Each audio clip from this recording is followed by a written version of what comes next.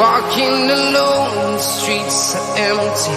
The only বাঘের বিচার পরিমল গোস্বামী। 12 বছর বয়স হলে কি হয়? রনু বেশ সাহসী এবং বয়সের তুলনায় সাহসটা সামান্য একটু বেশিই হবে। শোনায় না ব্যাপারটা কি? একদিন খবর শোনা গেল দমদম জংশনের কাছে এক জঙ্গলে প্রকাণ্ড এক বাঘ এসেছে। বাঘ মানে সত্যি বাঘ, গায়ে ডোরা কেটে এসেছে। খবরটা কিন্তু রটেছে আর এক ভাষায়। সবাই বলছে তিলক কাটা বাঘ, ফোঁটা কাটা নয়, মানে রয়্যাল বেঙ্গল, চীনা নয়। লোকের আর কৌতূহলের অন্ত নেই, কারণ ইতিমধ্যেই তারা সে বাঘের নাম ধাম জ্ঞাতি গোষ্ঠীর খবর জেনে ফেলেছে। কিন্তু তার কতখানি সত্যি তা কেউ বলতে পারে না। যে রটিয়ে বেড়াচ্ছে তাকেও চেপে ধরলে বলে, তা আমি কি জানি, একটা কিছু বলতে হবে তো। বাঘের বাড়ি জলপাইগুড়ি জেলায়, আগে ছিল খুলনা, কিন্তু দেশ ভাগ হওয়ার পরে ওরা কয়েকটি পরিবার মিলে নিরাপদে থাকবে বলে জলপাইগুড়ি চলে গেছে। বাঘ শুনেছে কলকাতায় এসে উদ্বাস্তুর খাতায় নাম লিখলে অনেক সুবিধা পাওয়া যাবে, তাই এসেছে। তা ভিন্ন বাঘের এক আত্মীয় থাকে কলকাতায় এক জর্জের বাড়িতে। বাঘ তার মেসো হয়, সেও যদি কোনো সাহায্য করে এই উদ্দেশ্য। কিন্তু হাজার হলেও বাঘ তো বিশ্বাস নেই, বিশ্বাস সত্যিই নেই। কারণ বাঘ আসার পর দমদমের অনেক বাড়ি থেকেই ভেড়া গরু ছাগল কমে যাচ্ছে। রনু কলকাতায় থাকে, খবরটা তার কানে এসেছে, ভাবছে কি করবে। তার মনে হলো আর চুপ করে থাকা চলে না, একটা দায়িত্ব এসে পড়েছে তার ঘাড়ে। সে সাহসী, তার সাহস দিয়ে সমাজের কিছু উপকার করা দরকার। বন্ধুদের সঙ্গে কিছু আলোচনার পর রনু বলল, এ বাঘটি আমি মারতে চাই। বাবার বন্দুকটা লুকিয়ে নিয়ে যাব, কেউ টের পাবে না। হলোও তাই। রনু আর তার 5 বন্ধু সেই দিনই রওনা হয়ে গেল দমদম জংশনে। কয়েকজন বালকের হাতে বন্দুক দেখে স্থানীয় লোকেরা তাদের খুব খাতির করতে লাগলো। ওদের বেশ করে আদর যত্ন করে বলল, ওই যে দেখা যায় ওই জঙ্গলে বাঘ আছে। রনুরা তখনই ঢুকে গেল সেই জঙ্গলে এবং গিয়েই দেখতে পেল কথাটা ঠিকই। প্রায় 8 ফুট লম্বা হলুদ রঙের বাঘ গায়ে কালো ডোরা কেটে শুয়ে শুয়ে ঘুমোচ্ছে। ওদের মনে হলো বাঘটা যেন একটি চোখ খুলে ওদের দিকে চেয়ে দেখে আবার চোখ বুজে ফেলল। আরও মনে হলো বাঘের মুখে যেন একটু হাসিও ফুটে উঠেছিল সে সময়, কিন্তু তাতে ওদের কোনো ক্ষতি হলো না। রনু বন্ধুদের ইশারায় বলল, গাছে ওঠো। সে নিজেও গাছের একটা ডালে উঠে বসে বন্দুক তুলে চালিয়ে দিল গুলি। লক্ষ্য করেছিল বাঘের মাথাটির প্রতি।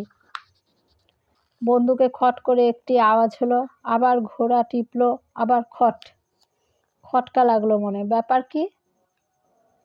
রনুর খেয়াল হলো বন্দুক এনেছে বটে, কিন্তু গুলি তো আনেনি। সন্ধ্যা হয়ে আসছে, বাঘ এখনই জেগে উঠবে আর সবাইকে ধরে ধরে খাবে। বাঘ একটু নড়ে উঠল যেন। রনু ভয়ে ভয়ে তাকালো তার দিকে। বাঘ উঠে বসলো। তারপর সবাইকে অবাক করে বলল, কোনো চিন্তা করো না, তোমাদের দুঃখ দেখে আমারও দুঃখ হচ্ছে কম নয়। দাঁড়াও, আমি একটা ব্যবস্থা করে দিচ্ছি। বাঘ উঠে এলো ওদের কাছে, এসে বলল, তোমরা ওইখানেই থাকো, আমি নিজে গিয়ে তোমাদের জন্য গুলি এনে দিচ্ছি। তোমাদের দেখছি 12 বোর শটগান, রাইফেল নয়।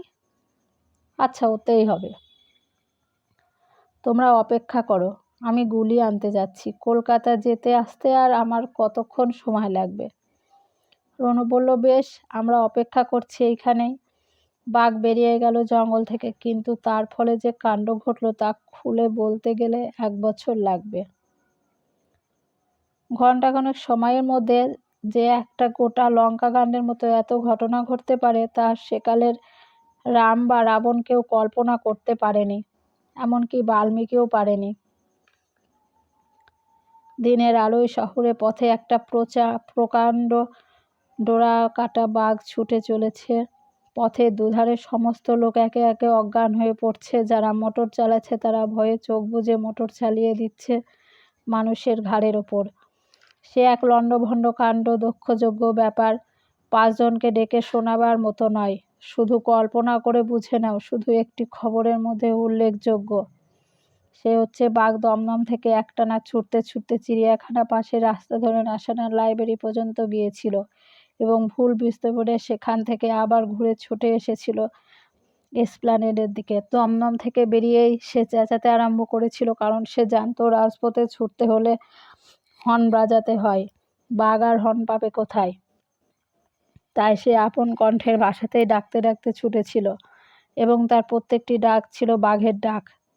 সে যে কি ডাক তা তোমরা অনেকেই জানো, না জানলে হাড়ির মধ্যে মুখ ঢুকিয়ে হেরে গলায় চেঁচিয়ে দেখো। যে ঘটনাটি উল্লেখযোগ্য বলেছি সে হচ্ছে এই যে বাঘ যখন চিড়িয়াখানার পাশ দিয়ে ডাকতে ডাকতে ছুটছিল তখন চিড়িয়াখানার ভিতরের বাঘের উৎকর্ণ হয়ে উঠেছিল এবং বাইরে বাঘেদের বিপ্লব শুরু হয়েছে মনে করে কয়েকবারই ইনকলাব জিন্দাবাদ বলে চেঁচিয়ে উঠেছিল। যাই হোক, বাঘ চৌরঙ্গি রোড ধরে ছুটে এসে প্রথমেই যে বন্দুকের দোকান পেল তাইতে ঢুকে চকিতে নম্বর মিলিয়ে 1 বাক্স টোটা মুখে তুলে নিয়ে যেমন এসেছিল তেমনি ছুটেছিল দমদম জংশনের দিকে। বাঘের মুখের প্যাকেটে সবগুলোই ছিল দমদম বুলেট। দোকানের বন্দুককারী, প্রহরী থেকে শুরু করে সবাই অজ্ঞান হয়ে পড়েছিল বাঘকে দেখে, কিন্তু বাঘ জানল না যে মোটর সাইকেলে এক পুলিশ সার্জেন্টও ছুটেছিল তার পিছু পিছু। একটি বাঘের প্রধান ভুল, তাই সে জঙ্গলে ঢুকে গুলির বাক্সটি রনুর হাতে তুলে দিল। ঠিক তখনই পুলিশ সার্জেন্ট তার 4 পায়ে হাত করা পা করার সঙ্গে ছিল না, পড়িয়ে বলল, ডাকাতি ও বেআইনি পথ চলার অপরাধে এবং সবচেয়ে বড় কথা বাঘ হওয়ার অপরাধে তোমাকে গ্রেপ্তার করলাম। আর রনু, তুমি বিনা লাইসেন্সে বন্দুক ব্যবহার করেছো, তোমাকেও গ্রেপ্তার করলাম। বন্ধুরা ছাড়া পেয়ে গেল। পুলিশ বাঘের একখানা পায়ের সঙ্গে রনুর একখানা পা বেঁধে নিয়ে পুলিশের ঢাকা গাড়িতে ওদের কলকাতা চালান দিল। পরদিনই বিচার। বাঘকে বেশি দিন হাজতে রাখা নিরাপদ নয়। বিচার সাপেক্ষভাবে চিড়িয়াখানায় রাখা যায় কিনা সন্ধান নেওয়া হয়েছিল, কিন্তু সুপারিনটেন্ডেন্ট রাজি হয়নি।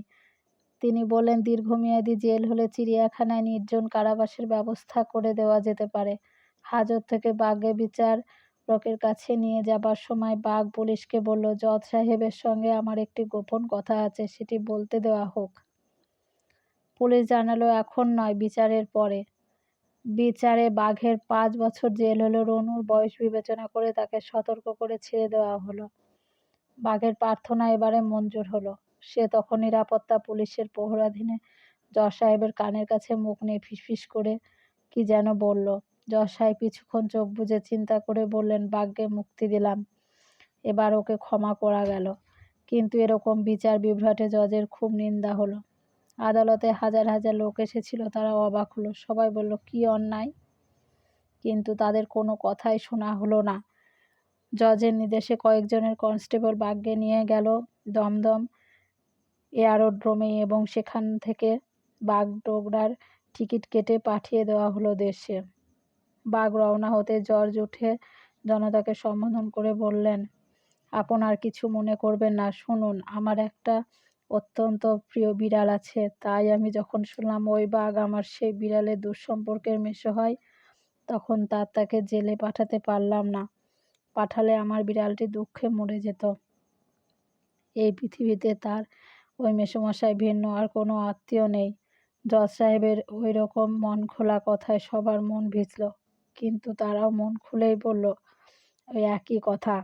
তা আমরা তো জানতাম না, তাই এতক্ষণ হল্লা করছি, আমাদের ক্ষমা করবেন আপনি। জজ সাহেব বললেন, না না, ক্ষমা চাইবার কি আছে, ওরকম ভুল সবারই হয়ে থাকে। আপনারা নিশ্চিত মনে ঘরে ফিরে যান। বাঘে আমি নিজের খরচে জলপাইগুড়ি পাঠিয়ে দিয়েছি, সেইখানেই ওর বাড়ি। সবাই এই কথায় জজের গুণগান করতে করতে ঘরে ফিরে গেল। নমস্কার।